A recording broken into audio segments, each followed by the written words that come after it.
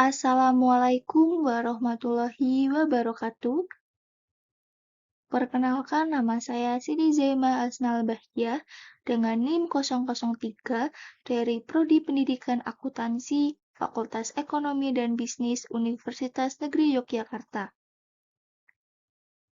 Di sini, saya akan belajar bersama teman-teman online yang kali ini akan membahas mengenai akuntansi manajemen sektor publik.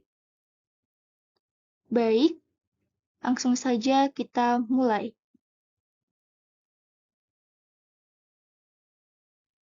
Topik pembahasan kali ini yang akan kita pelajari yaitu meliputi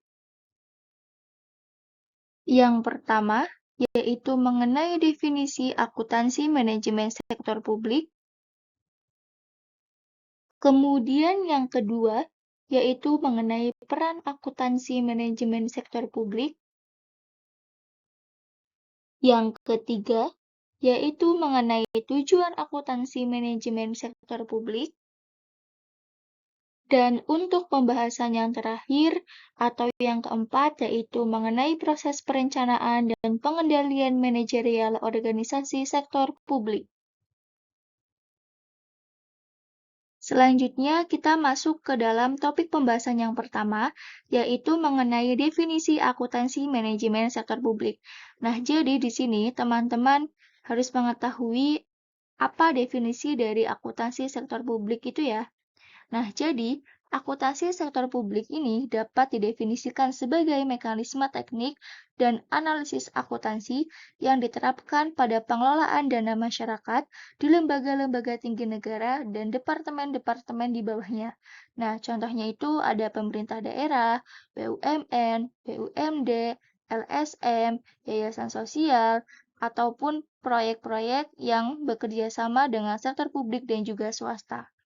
Selain itu, akuntansi manajemen sektor publik juga memiliki fungsi sebagai penyedia informasi untuk pengambilan keputusan ekonomi, sosial, dan politik. Untuk topik pembahasan yang kedua, yaitu mengenai peran akuntansi manajemen sektor publik. Di sini ada 6 peran, yaitu untuk peran yang pertama, yaitu perencanaan strategi. Pada tahap perencanaan strategi, manajemen organisasi membuat alternatif-alternatif program yang dapat mendukung strategi organisasi yang dimana strategi tersebut telah diseleksi dan dipilih oleh program yang sesuai dengan skala prioritas dan sumber daya yang dimiliki. Peran akuntansi manajemen adalah memberikan informasi untuk menentukan berapa biaya program atau cost of program dan berapa biaya suatu aktivitas atau cost of activity. Sehingga manajer dapat menentukan berapa anggaran yang dibutuhkan berkaitan dengan sumber daya yang dimiliki. Untuk peran yang kedua, yaitu pemberian informasi biaya. Biaya dalam konteks organisasi sektor publik dapat dibedakan menjadi 3 macam, yaitu biaya input, biaya output, dan biaya proses. Biaya input adalah sumber daya yang dikorbankan untuk memberikan pelayanan. Contohnya, biaya tenaga kerja dan biaya bahan baku.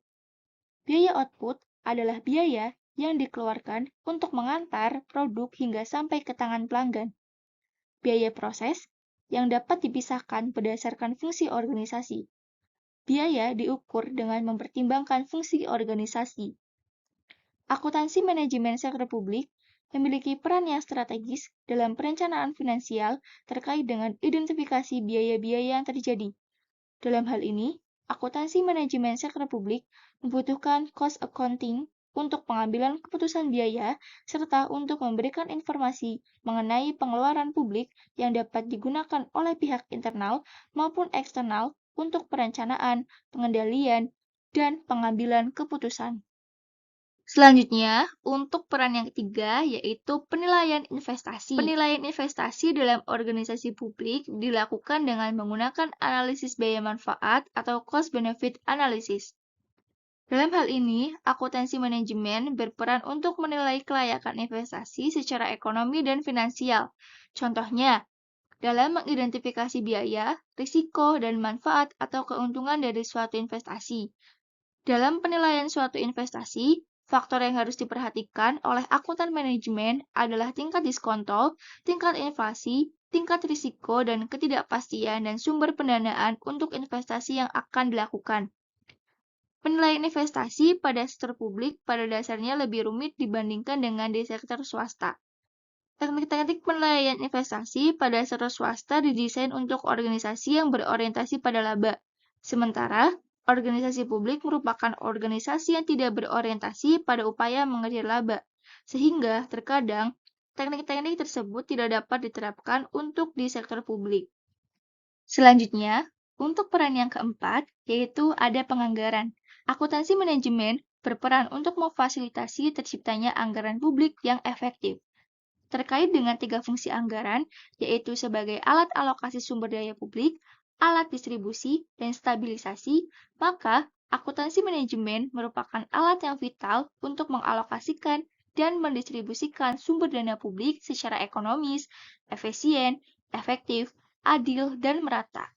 Untuk mencapai hal tersebut, maka harus didukung dengan manajemen sumber daya manusia yang handal.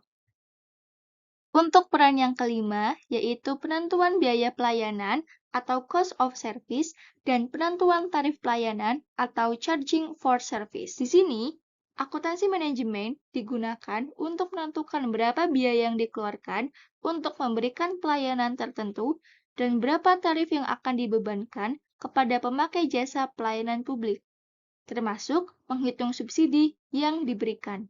Untuk peran yang keenam atau peran yang terakhir, yaitu ada penilaian kinerja.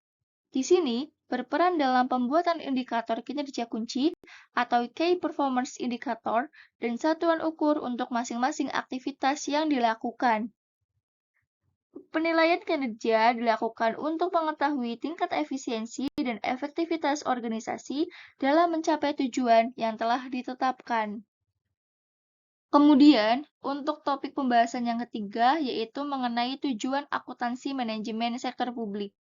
Berikut tujuan akuntansi manajemen sektor publik. Untuk tujuan yang pertama, yaitu membantu manajemen memformulasikan kebijakan organisasi. Tujuan yang kedua, membantu manajemen dalam proses perencanaan organisasi. Dan untuk tujuan yang ketiga, yaitu membantu manajemen dalam mengendalikan operasi atau kegiatan organisasi. Kita masuk ke dalam topik pembahasan yang terakhir, yaitu mengenai proses perencanaan dan pengendalian manajerial akuntansi sektor publik. Untuk proses yang pertama, yaitu mengenai perencanaan tujuan dan sasaran dasar. Perencanaan tujuan dan sasaran dasar merupakan langkah utama dalam perencanaan. Dengan adanya tujuan dan sasaran dasar, maka akan diketahui dengan jelas organisasi harus dibawa ke arah mana dan tujuan apa yang harus dicapai. Proses perencanaan yang kedua yaitu tentang perencanaan operasional. Perencanaan operasional memberikan rincian tentang kegiatan apa yang diperlukan untuk mencapai tujuan organisasi. Proses perencanaan yang ketiga yaitu mengenai penganggaran.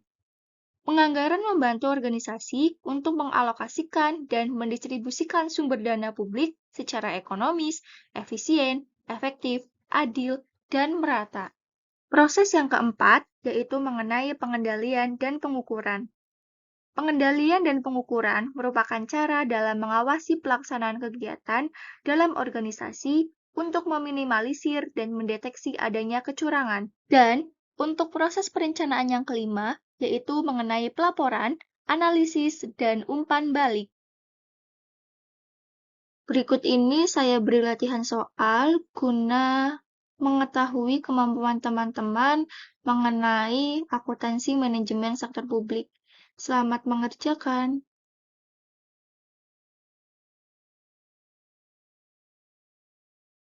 Cukup sekian materi yang bisa saya sampaikan mengenai akuntansi manajemen sektor publik pada belajar bersama hari ini. Semoga bermanfaat dan sampai jumpa. Terima kasih.